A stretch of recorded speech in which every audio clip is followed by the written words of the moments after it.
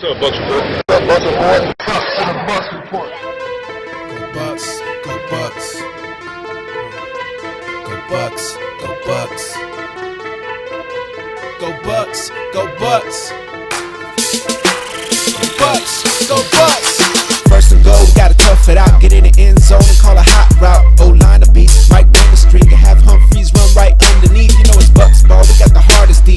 Bring the pressure to the QB. You know it's routine, we got hard grease. Welcome to Tampa, welcome to Tyrone. Go Bucs, go Bucs. Reppin' for my team. Go Bucs, go Bucs. You know we want the ring. Go Bucs, go Bucs. Welcome to the Bay. Go Bucs, go Bucs. Tune in with Buccaneer Blake. Bucs back, we can run and talk. Mike Evans looking like Randy Moss. And Jameis make a play after play. On the defense, you can't stop Levante. On my boy McCoy, who you can't avoid. At the Raymond James, you about to feel the pain. You a Bucs fan, make a lot of noise. If you a Bucs fan, make a lot of noise. Go Bucs.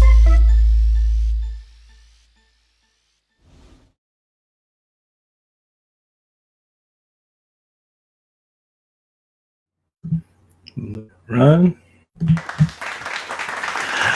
What's up, and welcome back to BUCnBLAKE with your host, Mr. Buccaneer Blake himself. Coming out of a very small corner of Dunedin, Florida, bringing my corner, my views, and my opinions to Bucs Nation all over the world, East Coast to West Coast to the UK, wherever you're watching the Buccaneers from, because Lord knows I used to.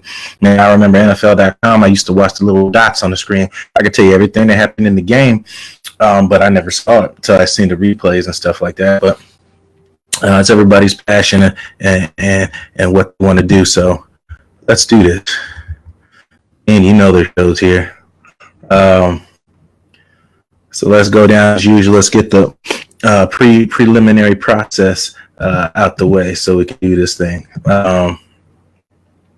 As always, let us know where you're from, what section you sit in, where you're at, and let us know where you're from.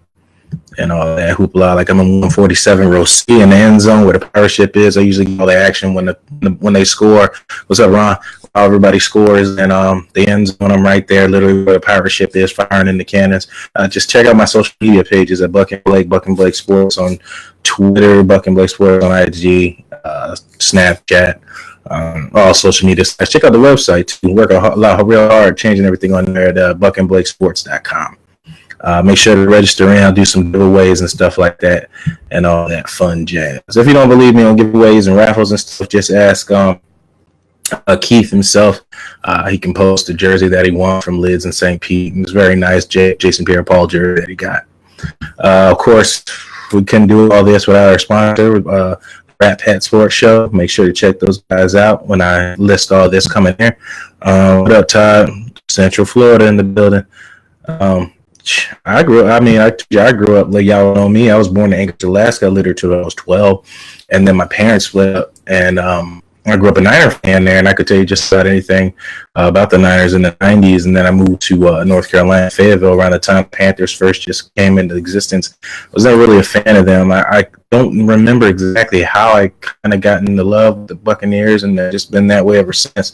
And ironically, the one school I used to go to was Eagles.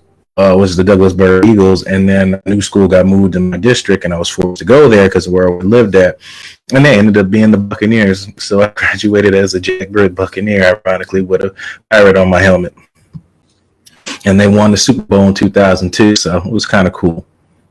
I'm getting feedback in the sign. I don't know how to, if I'm gonna control that. Everything should be fine.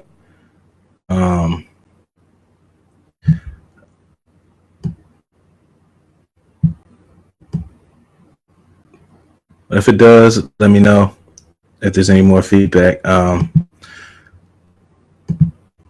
Other sponsors besides Rat Pack. Well, Rat Pack Sports Show is the main sponsor. Other sponsors, Lids, St. Pete's, Tyrone Mall. Contact for that is Christopher Shaw. Use Bucs Report name or BUC-N-BLAKE Sports. Alpha Omega Contracting, first and last name of construction. Check them out at www.sunroomcontractor.com or the 813 new roof or 813 new room. If you mention Bucs Report or BUCnBLAKE Sports, receive $250 off. Your service contact for that is Eric White. Yep. Also check out, I can't mention my show without giving everybody else love. My other Bucs Report counterparts, and I enjoy watching them and giving them feedback. That's going to be Tuesday nights. They're going to get Taco Tampa Tony and Tony's Take. Told you they should change the name to Ramblin' Rossi's or 1.5 Rossi. I just don't know who the half is. Tony and his wife, those two are very dynamic with those two there. They're from 8 to 8:30, and then you BritBucs Bites on 1 to 1:30. That's on Tuesdays. Wednesdays, you're going to get Don Larry's weekly wrap-up show. That's at 8:30 p.m., all Eastern Standard Time. Bushman's. No, that's not a show anymore. Excuse me. Saturdays, Peter Blake and the Sports Web at 3 to 6 p.m. on Saturdays. And let's go over the topics of discussions today. So you guys, your comments are great. I'll be getting in there, so I'll be interacting with you guys as you're contacting, talking in the feed. We'll talk about Bucs fall to Atlanta. What do we learn? Two is if the season falls apart, who is to blame for the franchise failure over the years? 3, fired and hired, same old in Tampa. That's at 4, injuries. 5, I'm doing a new spin now. It's Madden 19, Browns versus Buccaneers predictions. I'll tell you how that turned out. And 6, Bucs versus Browns, keys to victory. If we get through this pretty quick, I'll show some quick clips of the Browns and things to expect what we're going to see from Baker Mayfield. So we'll start with the top. Bucs fall to Atlanta. What did we learn? What we learned, we still have problems on defense. What we learned is it doesn't matter who the players are out or what strategic advantage we have. We can't seem to manage to stop somebody and find ways to get in our own ways and can't capitalize on things we still capitalize. Thankfully, it's still early in the season. That there's things that we can still fix. These are issues that we can fix, and I'm not sure if it's a leadership thing. I just think it's an opportunistic thing that we're not cutting through, and we need to come through in certain situations, and we need to take advantage of people are out and things of that nature. And Atlanta found other ways to get the ball to the backs and score, and that's stuff we need to take note from and learn as well. Whether it's Monken or Cutter calling the plays. To me, I think Cutter feels kind of useless if we decide to roll with Monken calling plays, and then kind of defeats the purpose of why we kept him. We kept Cutter because we got rid of Levy for Cutter because Cutter was the offensive-minded guy, and we thought we were going to lose out on something. Keeping Lovie Smith and letting Cutter seek new employment at Philadelphia, and lo and behold, Cutter's play calling abilities were taken away from Monken, which Monken was very successful calling plays. I mean, I don't know what to say, but it's just kind of crazy with that whole situations, and that's just the thing here. And in Tampa Bay with stuff like that, I make too many rash decisions and stuff. But I won't get into that. We'll get into that later with other topics because that has a lot to do with that later on. We learned we do need to fix coverages. We need to come up with better schemes. We let Julio Jones catch 10 passes for 145 yards. Winston threw 2 picks in that game. He still got it. Almost threw for 395, 4 touchdowns and 2 picks. One of the picks should have been pass interference call in the end zone that I posted everywhere on the social media sites that Chris got. It was a good ball. The defender was out of position, had his back turned to the receiver. The receiver has full advantage to either catch the ball or incomplete or the pass interference call. We got neither. It was everything opposite of that happened. It was an incompletion, tip ball in the air and intercepted and lost it down and no pass interference call. And Chris Godwin got slammed on that play. I've watched Gronkowski and many other receivers get this same call with the safety or the linebacker with their back turned to the receiver, facing the receiver and not looking for the ball. It's a flag on any other team, but it's somehow, some way, it never happens for us. Let me go to the comments here because I want to feel like I'm neglecting you guys. Johnny Bean, the same injury Vita had. Winston looked better at home than away. Wonder why? I wouldn't say better. Like I said, the tip pass that should have been a pass interference to Godwin wasn't really his fault. The pass to Jackson, that was on him. Should have threw a little bit more outside. Made the safety man a longer run to pick. But ultimately, the pick I kind of helped out. He caught the ball inside the 2-yard line. We ended up getting great field position and scoring on the next drive anyway. But everybody will critique on Winston and for everything he does. So, I mean, it's whatever. It's that's the culture here in Tampa Bay. We're not satisfied with any quarterback we have. Ryan Two Hats, Mickey had both jobs. Oh, bad at both jobs. Okay, I get what you mean. You must be talking about Cutter. Cutter had Johnny Dean says Cutter has to delegate that. That's his job. Yes, it is his job to delegate. I agree, Johnny Dean. Would move Vita Vea to take over Jerome McCoy's spot? Is he injured? Vita Vea ain't injured, and this is why we picked up Vea. Now you guys see why drafting defensive line are important. You can go down at any given time, and then you don't have any depth. Now we do. Hopefully he's playing. Hopefully he's healthy. Hopefully Bo Allen's back. I didn't see Bo Allen on the injury report. We'll talk about that later. We'll see how that works out.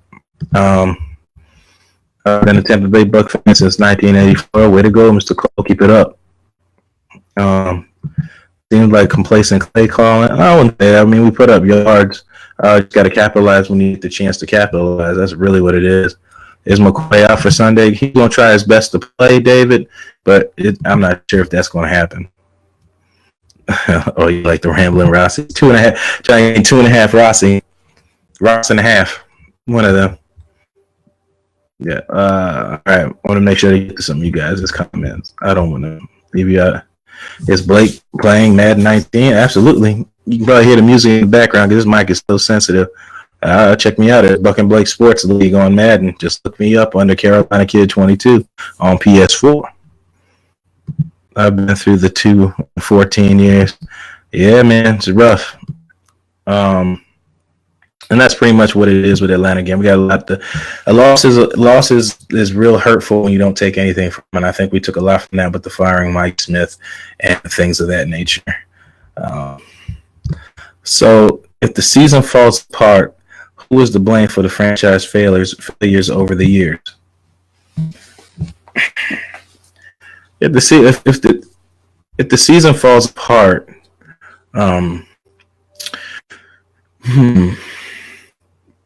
I think the Glazers done what they always do. We fire everybody, possibly Lack gets fired, but we have no contingency plan on when we fire these people. If you're going to make moves like that, then you got to have some type of contingency plan to do stuff like that and be ready, to replace it. I've known a lot of history on the Glazers because I've known people who went to school with the Glazers, and the Glazers weren't really, they're not really football oriented. They're more into soccer and baseball type stuff, other sports like that. Football wasn't really the thing. I'm sure now they're a little more knowledgeable about the game of football, and I just don't think they really had strong-minded person in their closed circle that could guide them in the right direction and get this program respectable. The problem, I guess, what Tony and I were talking about, and a lot of you guys disagree with Tony putting up the post about the Glazers to sell the team. A lot of that to get a rise out of you guys and get your attention and stuff like that. And some people have felt that way. And when he says sell the team, it doesn't mean sell the team as in get rid of out of Tampa Bay. It means get somebody more in tune with the game of football and are more affiliated with it. And what I mean by that is when you own a business, and I know a lot of you guys are educated, you guys are owners and stuff like that, and have your own businesses and stuff like that. When you own a business, you have your best business practices, and your best business practices you want to trickle on down from yourself because you're building your business and your image, and so you bring in president of football operations, assistant football operations, player personnel, and you bring people in like that see the same and feel the same focused or business practices that you're preaching. And I don't think we do that. I think we bring in a lot of guys off the whim, and that's why a lot of things don't seem clicking in a working cod with this organization, because right now you have talent on this team. The talent is no longer an issue on this team. it has to either be from coaching or GM or in the front office that this issue is keep reoccurring here in Tampa Bay. It's more than the players now. It's more than just a quarterback. We don't have a quarterback issue. If you want to know what a quarterback issue is, ask a Jacksonville Jaguar fan what a quarterback issue is like. Ask them how much they would love to have Jameis Winston right now. They probably could win a Super Bowl. And if a lot of y'all want Winston to walk, that's exactly what it's going to do. And I promise you, I'll eat crow and I'll back on my words and I'll stand with what I say. If you move Jameis Winston to another team and get him with an organization that's successful, that boy will win a Super Bowl. And because that guy loves this game, he loves to win, and he's a competitor, which I'm not saying most people aren't in this league, but he does have that factor. We just have to get everybody on the same page, including himself. And I think he's taking a lot of steps forward this year to get himself moving forward and stuff like that. Back on to what I was saying originally, the issues with this team is not players anymore. It's got to be further than that. So that's where Tony was coming from with organizational type things and then stuff like that. That's what he means by stuff like that, not exactly selling the team. Let me go to your comments on that because I'm sure you guys had a lot of things. And I was really looking at the mic. Looking at the camera, then looking at the computer. D-line is hurting. Just need a little bit more consistent, Bruce. Winston, greater than Carr. Carr's going through the same thing. Bad ownership, bad coaching, and bad GM making moves that is actually hurting the team right now. And that's Oakland kind of went from a team that was possibly going to win the Super Bowl, and you trade Khalil Mack to a team that we don't even want to talk about anymore. So we might have a Noah Spence sighting this Sunday. Noah Spence will be a good addition in this game because he's smaller and faster versus a very mobile. I forgot who we're playing. Boy out of Oklahoma. Anyway, Bigger Mayfield, mobile Mayfield, and Noah Spence did real well when we played against Seattle and Russell Wilson. I think he had like 2 sacks and a sack fumble in that game. And that's it. What about Bill Cowher coaching? Bill Cowher got out of coaching because his family was going to leave him, and they actually live in Carolina now, and they want the kids to be more family and moving around and stuff like that. So I'm not sure about that and his availability right now.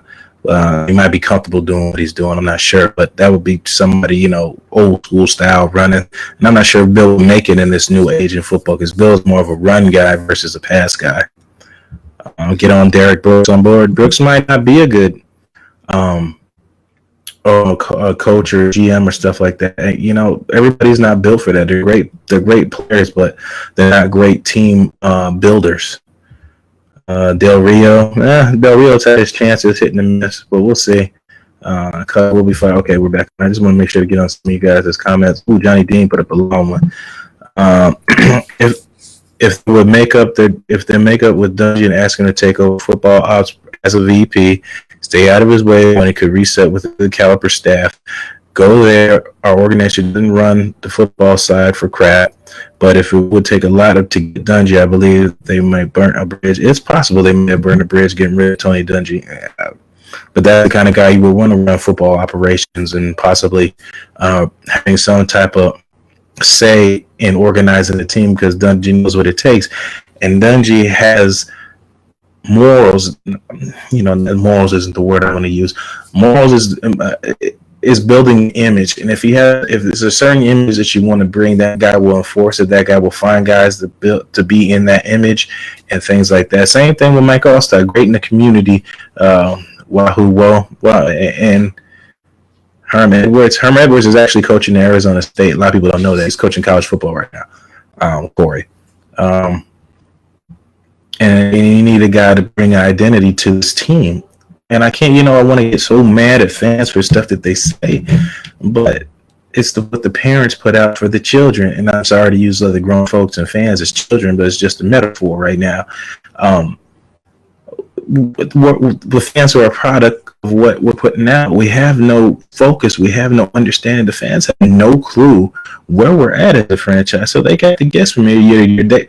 They think our culture is to fire people every 2 years and cut people every year and pick up any free agent, any player that's released and think it's going to be gold and think it's going to change this roster. That's how they think, because that's what we've been going on all these years. We have no sense of bringing up our own guys, bringing up our own coaches, and things like New England and Pittsburgh and things like that. We've had coaches on this roster that we've let walk, the other teams and be successful instead of homegrown and our own guys, as to just like other people. And that's how you build successful business. Because remember, I just said, and it goes back to what I just said previously, if owners come out and want to see the business in their image, then you hire and bring up guys that you hired originally for other positions. And when one guy leaves to retire or move on to make more money elsewhere, you bring the next guy up that you already brought in that sees your vision into that spot instead of trying to find an outsider to fill it that doesn't. We don't do stuff like that, and that's why fans don't understand where this team is going. They have no understanding. I really can't blame them, because that's what we put out as an organizational team. We have no image. We have no identity. We don't know what we want to be.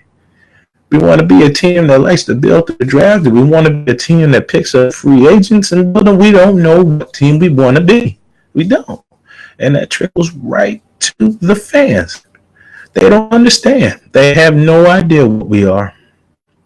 And I know we're 2-3 right now, and it's not over. We win this rounds, we get the 500.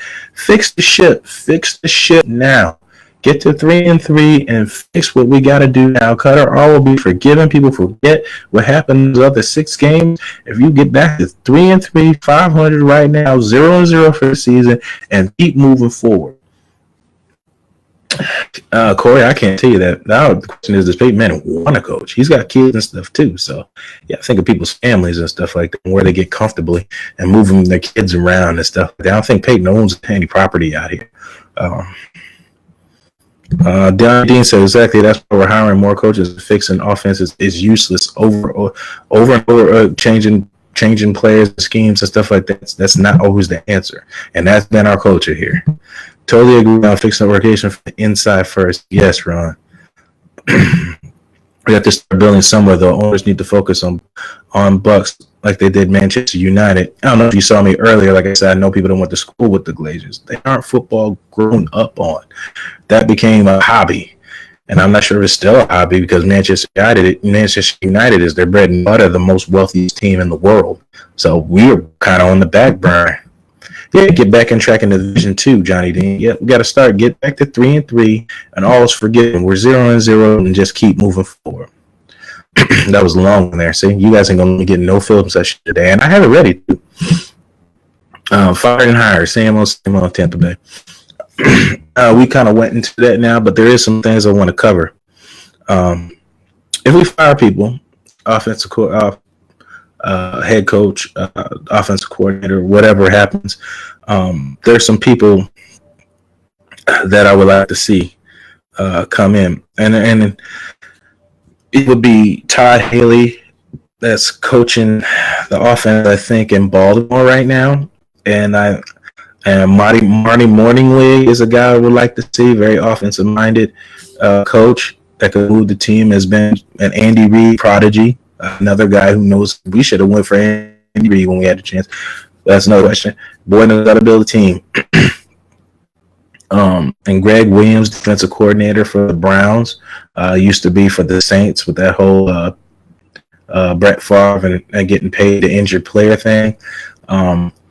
There's a couple of good coaches out here that I think that could make a substantial thing here, and we could move forward doing that. But there's something else I wanted to point out. Remember where I said you build a good house, and then you got all the branches in the house, and you win things from it. Well, let me read you the coaching staff, some of the names of the coaching staff of the 2002 Tampa Bay Buccaneers Super Bowl winning team. Of course, the owner and president is Malcolm Glazer, which is no longer with us now. Defensive coordinator Monty Kiffin, general manager Rich McKay. Who's running the Falcons now over there. Head coach John Gruen, defensive back secondary coach Mike Tomlin, Um, Assistant head coach, defensive line, Rod Marinelli. Defensive quality control, Raheem Morris. Excuse me a second. Offensive assistant, Jay Gruden. Offensive quality control, Jeremy Bates. And a lot of the other guys I wouldn't expect you to know. But you hear the names and stuff from coaches and stuff. Mike Thomas should have still never left here. You just don't let things like that go. And there was another one. One more. Green Bay, 1996 winning 1997 Super Bowl winning team.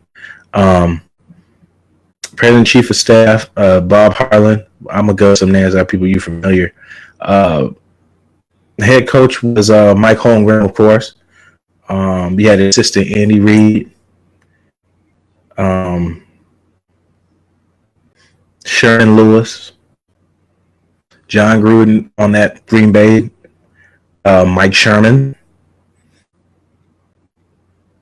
and I think that's it that you guys would recognize at this time.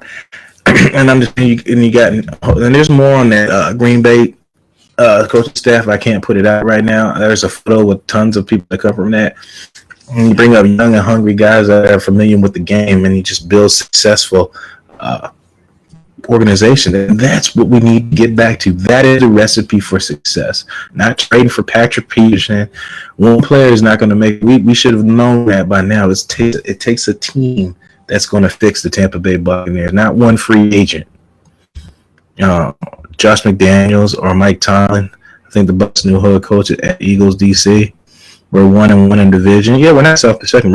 Robert GM or head coach. I think Barber will do some type of ownership in this team, or coaching or whatever, playing a part in this team. I think a lot of those guys would. I hope we get a healthy, fast each-year with the Panthers losing the Saints. We get back in the division, right? I don't like playing I hope they lose. I hope they lose. I hope this team wins. We need to handle the business we need to handle before we start praying, for the people's downfall. Let us handle our business first. All right, let's move on next topic. Injuries. Bucs injuries is Vinny Curry did not participate. Gerald McCoy did not participate. Jordan Whitehead did not participate. So the second business is going to be real thin, and Browns are looking to pass this week. Browns, for us, we got EJ Gaines, corner, that did not participate. Josh Higgins, wide receiver, did not participate. Joe Sherbert, linebacker, did not participate. And J.C. Trev did not participate today in practice. Both of those players are linebackers. So we're kind of hurting in the secondary department right now. So hopefully, the defensive line can show up and we can get some major pressure on Baker Mayfield not getting more time to throw than we need to be letting him get. Let me go to some of you guys' comment. I want Peterson because DBs need help in development. He is more than a great player. He's a teacher and a leader on and off the field. But I'm not willing to give up picks and stuff for a player that we could use to help build this team in the right way we need to build it. I understand, Ron. I would like it too, but Jimmy Dean. Ron, the game will be viewed as a chance to move on and showing out when McCoy is out. Absolutely, Ron. Absolutely. The Bucs' new head coach at Eagles defensive coordinator Jim Schwartz. Oh yeah, Jim Schwartz is another player that's up and coming. There are a lot of players a lot of coaches that can move up. Jim Schwartz is another one that they say give another chance at head coaching spot. But we'll see. Let me do the fun part. At 19. A new section to this whole thing, a new section to this. At 19, Bucs versus Browns, or Browns versus Bucs. You guys want me to start with who won, or you want to hear the stats? Winston particularly didn't have a good day today. It's 23. He went for 23 for 35, 286, one touchdown, and 3 INTs. Mayfield went 20 for 27, 174 yards, 2 touchdowns, 1 INT. Barber went 21 carries for 61 yards, Hyde 12 for 23. Receivers, Jackson went for 8 receptions for 134 yards. Evans 3 receptions for 33 yards, and Howard 3 receptions for 60 yards. Notable stats in that game. The Bucs ended up winning that game 21-20 in Tampa Bay. Buccaneers went down early in the game, went down 14-0. The 14 points went from a pick six coming from Jimmy Denzel Ward. Winston threw a six in the second quarter, went down 14-0. Bucs pack on 2 field goals to go up 6-14, going to halftime. Score in the third quarter, go for 2 points, so we're down 6-14. Bucs ended up scoring again. Bucs ended up scoring again on a couple field goals. We had 12. I can't remember all the way I was going in and out making a report, but long story short, Winston's first touchdown pass did not come into the final seconds of the game to Deshaun Jackson in the end zone with 1 minute and 38 seconds left in the game when Winston threw his third interception after a fourth down stop by the defense. And Winston gave the ball right back the ensuing play on a pass he tried to throw across his body to O.J. Howard, which was picked off. Browns go and score, go up 21, go up 21, go up 20. Browns go up 20, they go 14, get score and go up 20, go for 2, do not get it, so it's 20-14. Bucs ended up going down, scoring the last seconds, and then you could tell this game was almost like a real game because with 36 seconds left and the Browns have no timeouts. The Browns are struggling to move the ball. The coverage is great in the secondary. Baker Mayfield makes a run up the right sideline for about 20, 25, 30-yard run. They get the 36. Browns have a terrible kicker. That's one advantage in this game. They have a bad kicker. They tried to kick a 53-yarder and was not successful, so the Bucs ended up winning that game 21-20 in Tampa Bay. And that is your Madden 19 Bucs versus Browns prediction. I did not play that game at all. The computers played that whole game, and I put the rosters as they were currently right now. Where are we at? All right. I'm getting caught in my should have brought some to drink. Bucs versus Browns, the keys to win the game. I'm tired of saying run the ball, so I'm not going to say that anymore. Get the ball to the back in a successful situation. Going to have to pass rush the hell out of Baker Mayfield. I would request putting some faster rushers in there, mixing up the rushes on him because he's going to buy a lot of time and throw the ball a lot to David Njoku, which you kill us a lot in that Madden game. Jarvis Landry is going to play really well against us as he did last year in Miami. They don't have Josh Gordon anymore, so we don't have to really worry about that anymore. And Carlos Hyde and Duke Johnson are going to do a lot on the ground. Duke Johnson's probably going to catch a lot of passes. Duke Johnson's probably going to catch a lot of passes at the backfield, and Hyde is going to be the pounder. And Nick Chubb is probably going to get a lot of carries too because they got a lot of beef in that backfield, and it should be an interesting. I don't think it's going to be a very high scoring game. Donovan Smith is what scares me in this game. He gave up 3 sacks to Myles Garrett in the Madden game, and I would perceive Donovan Smith getting some trouble from Myles Garrett in the game.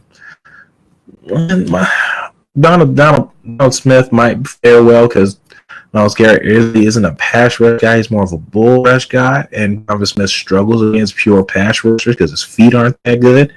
So it's kind of hard to say what'll happen. I used to say that every game, no turnovers, David, for every team, but you can't count intangibles in the game. Tip passes coming through the receiver's hands, bouncing off his chest, sack fumbles. That's just stuff that you can't control. I mean, you can't control, but you can't control.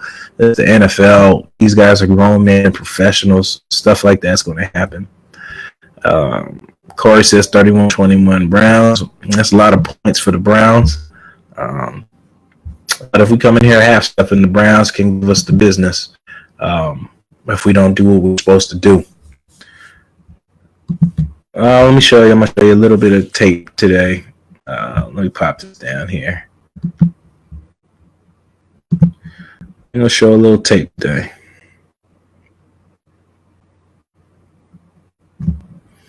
I'm gonna minimize me and let you look at the video. We'll check out a little video from Baker Mayfield.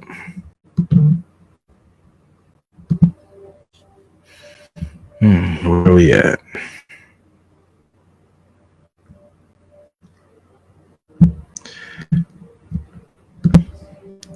So now we can get pressure on Baker Mayfield. We can force him to make plays like this.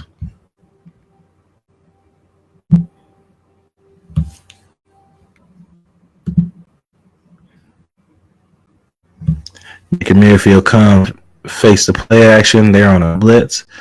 Back makes a nice. Oh, never mind. Does not block the rush at all. Baker Mayfield is throwing against his throwing arm. Has to open his hips. And tries to force that ball to the receiver, and it is picked off because he had no mustard on that throw. And those are the kind of plays that we need to make on defense. Force Baker Mayfield to make crazy throws and get heavy pressure on him. We'll see again. And the Chargers have a real good pass rush too. And you see how these guys, you see how when they rush the passer, they don't run through blocks. They run through them. They don't run around them. They run through the blocks. And that's the type of stuff we got to do when we blitz. Because a lot of people are making complaints that we don't blitz enough and all that. I think we do blitz at certain times, but they're not running through the blocks and forcing the quarterback to move off his spot.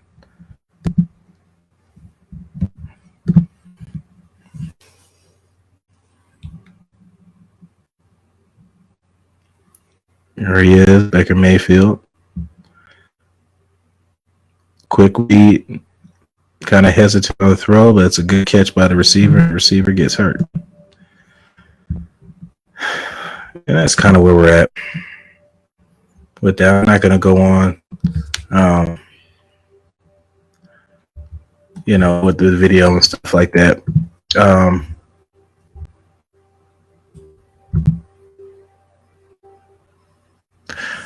David says it's tough, I know, but throwing into impossible windows seems to be all Winston looks for. I don't think so anymore. Like I said, the picks weren't really thrown in impossible windows. Last week, should have been a PI, and the other one, he should have thrown the ball outside more. And that's just stuff going to get the rest up. I think he'll be fine going for the rest of the season. Just keep supporting him. I miss these. Johnny Dean, that will keep the takeaways down for sure, but the Browns play in the black and blue division where they face the best rushing teams. They already beat the Ravens and tied the Steelers. Absolutely. Don't come in half-stepping. Ron says Carl Nassib and Noah Spence pass rushing with their speed. More move JPP around next to Van and Bo Allen at times to keep the Browns guessing. I agree, Ron. There's nothing wrong with different variations of the pass rush, different variations of the defense, something Mike Smith didn't do. Too soon. How you get fired on your day off? Too soon. Well, guys, you guys got some more question. Browns have no history. Garbage. So technically, the original Browns core are the Ravens. So the original Browns have a Super Bowl, but these new age Browns do not. They have no history. I agree. But that's just the way the cookie crumbles, I guess.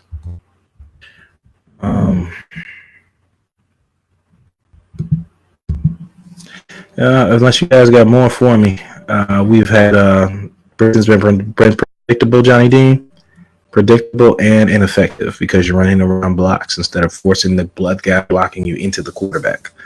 I've watched a lot of video on that.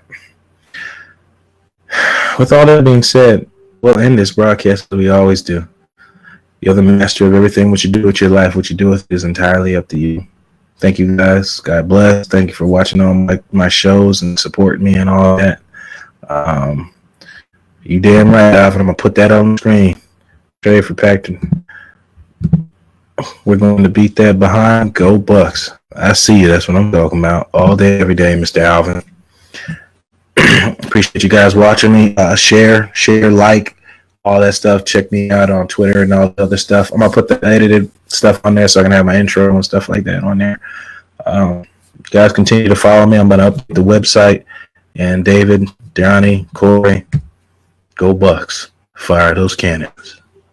Boo.